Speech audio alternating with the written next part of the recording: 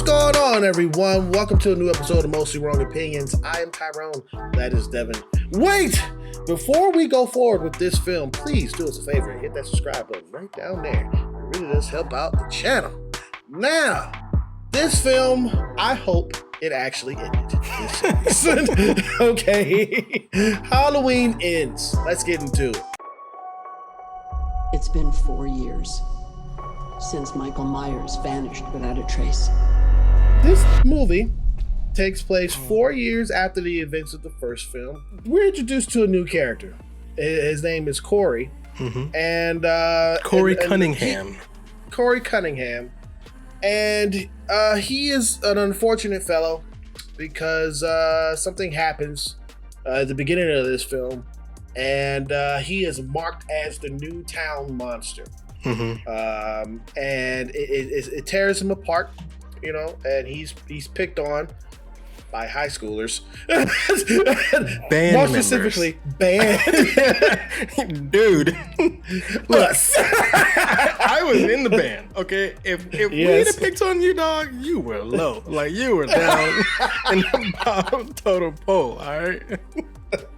Yeah, and it's just, he's just having a rough go. And Laurie Strode sees that he's having a rough go, and for some reason introduces him to her daughter. Well, let's back up. The reason why she introduced him to her daughter, and the reason why she thinks she is sympathetic to him having a rough go, is because he's affected. He's essentially a victim of Michael Myers, like the rest of the town, right? Michael Myers, like this new reboot series, it's trying to have a discussion on evil and what evil does to an individual, what it does to a town, how evil can just tear a town apart, how evil's addictive. And so because of Michael Myers' presence, and because he was a babysitter, right, and when this terrible, unfortunate thing happened, just like Michael Myers killed babysitters back in the day, he was linked to Michael Myers, and people they see him as like a monster, right? And they beat him up, and it seems to be like, okay, it's like normalizing the town to just kick this man, you know? Move this man! And so Laurie sees herself in him, and so she's like, you know what? You need a girlfriend. I know just the person for you, someone who's going through a very similar struggle, and that's my granddaughter. And so that's why she tries to like tie these two unfortunate souls together. Yeah, and it's a bit weird. I think most of the weirdness is, it could be from the actor who plays Corey Cunningham. It could be from his performance. He has he's doing kind of like the weird, like an opposite of like the 90s, like frumpy girl who takes off her glasses and becomes hot type of thing. Except this time he's like the frumpy boy who takes off his glasses and becomes a bad boy. You know, he starts riding his motorcycle and he's like, I just want to get out of town, you know. And all the girls were like, you know, that kind of thing. But it's awkward because obviously the actor is like a male model or some shit, and you can see it from the beginning. And he's tasked with opening the film as like a nerd, and it just didn't work, man. I felt like that opening sequence did not work. I don't think his performance worked, and that put the whole movie off on a really strange foot. You hit the nail on the head when you said that throughout the series of this film series is connected with how the town is reacting towards evil. Everyone in this town is rude. Corey Cunningham, what you doing out here, you ugly motherfucker? Right. Everyone in this town is just mean. Her daughter's job, the doctor in there says some crazy stuff. What are you doing? My fault. Oh my God. Sorry. No, my fault. It was my fault. I'm so sorry. What a mess.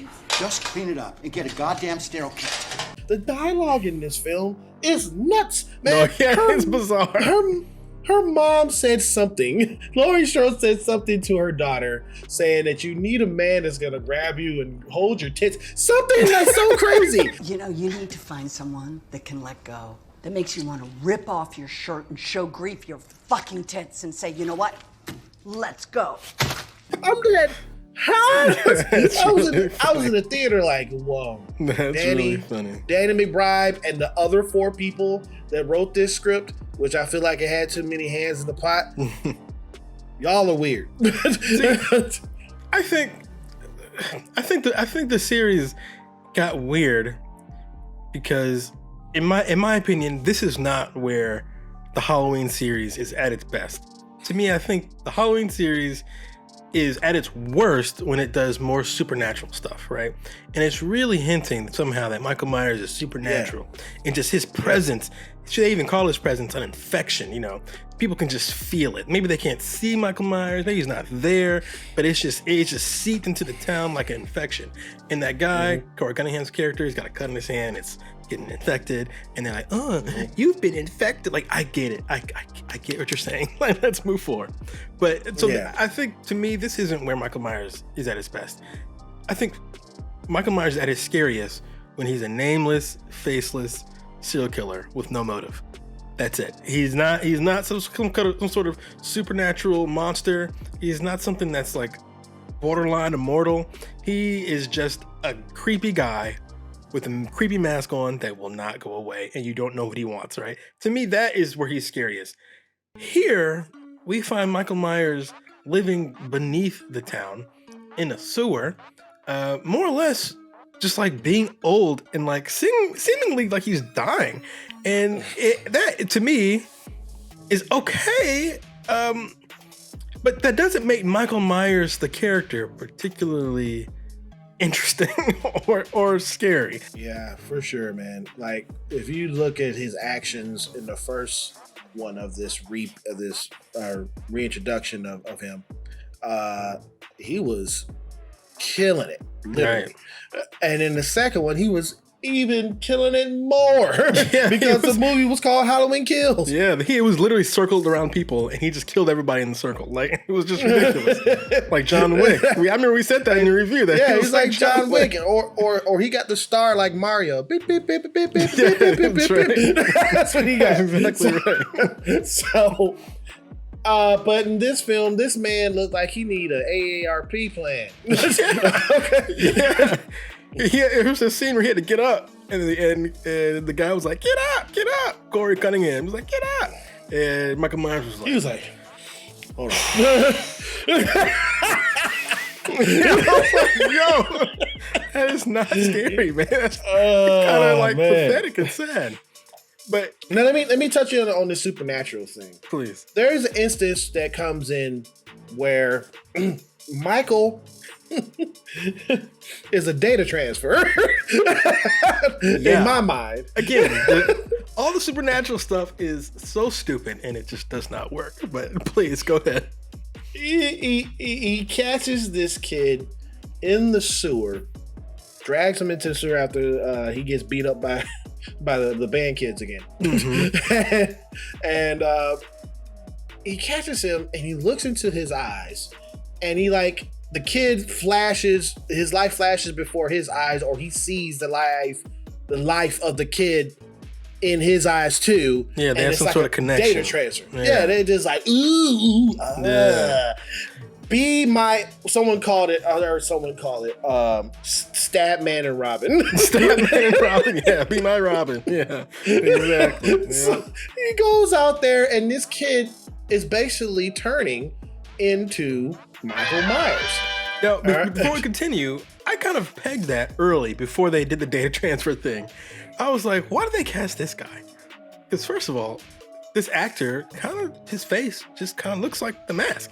And he's got the hair about the same length, and he works at like a dump, so he wears the overalls. So just like, once he takes off his glasses, he just like naturally looks like a pale, large white guy, you know, in a jumpsuit.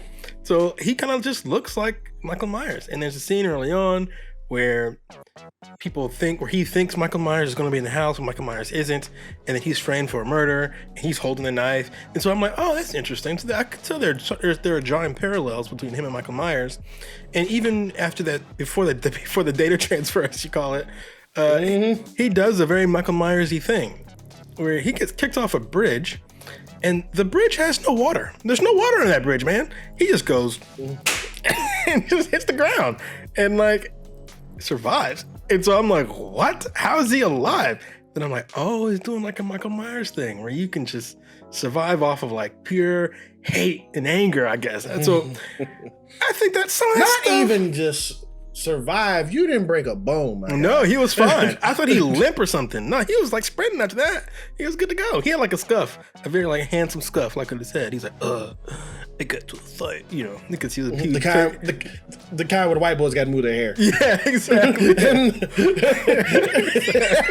That's exactly right. Here's I like your phrase, the data transfer with Michael Myers, who's living in the sewer, and then he immediately kills someone. Immediately, just like next person he sees, he kills, and he becomes Stab Man's Robin, and this is probably where most people fell off the truck here, because Michael Myers, he does not leave that fucking sewer until the very end of the film, and we are stuck with his little minion. Full warning for people who haven't seen it.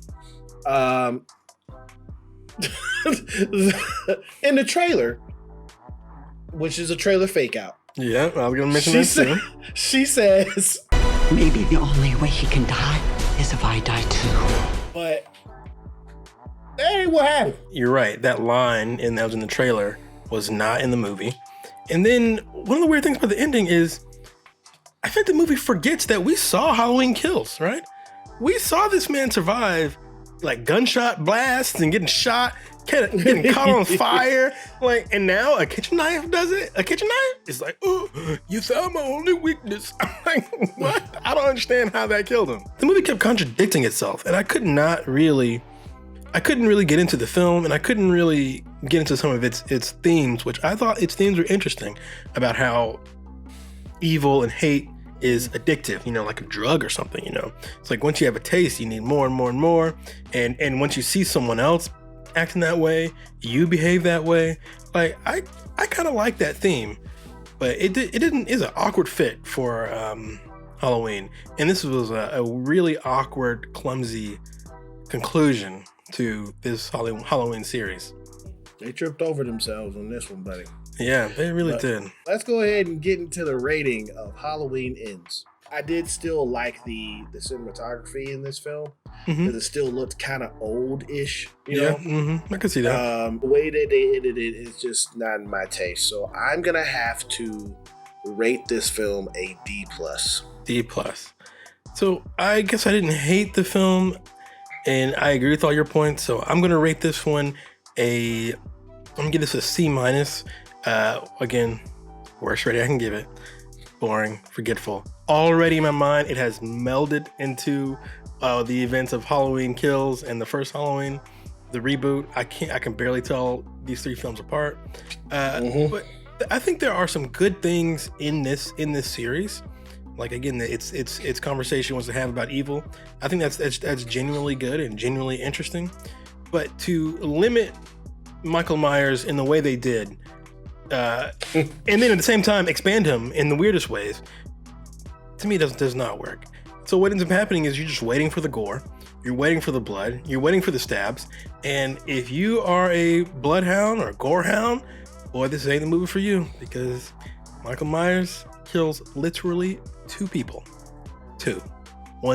Yeah. This is his lowest kill count ever. Even though I gave this film a D+, I want people to go ahead and see it, because it just finishes out the whole thing for you guys. If you saw the other 2 films in this rebirth of the series, go ahead and finish it out. Do you think people could watch this movie without watching the first 2? Do you think they could enjoy it? Hell no. I don't think so either, right?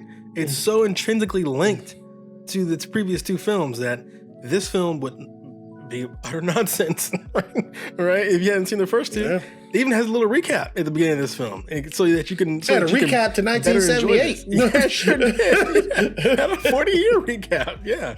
Well, I gave this film a D+. Devin gave this film a C-. Do you recommend it? Sure. Fuck it. You know, only because it's weird. It does some weird stuff. You know me. I like weird things every once in a while. It had Stab Man's Robin running around in a scarecrow mask, which was freaking bizarre and borderline stupid. It was almost so stupid, it was almost good stupid. You know what I mean? It was almost like, oh my God, that's stupid, you know? So for that, I'll say go for it. All right. And I said, just to end this whole series, go ahead and check it out. But that is our rating and review for Halloween Ends.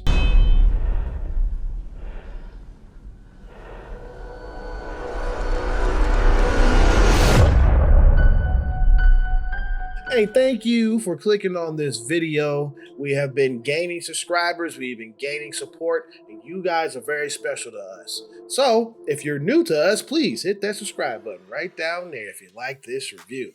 All right, and if you did really like this review, hit that thumbs up. All right, or you can hit that thumbs down. Whichever you choose, it is your opinion. Just remember one thing: it is mostly wrong. I'll see you guys in another video.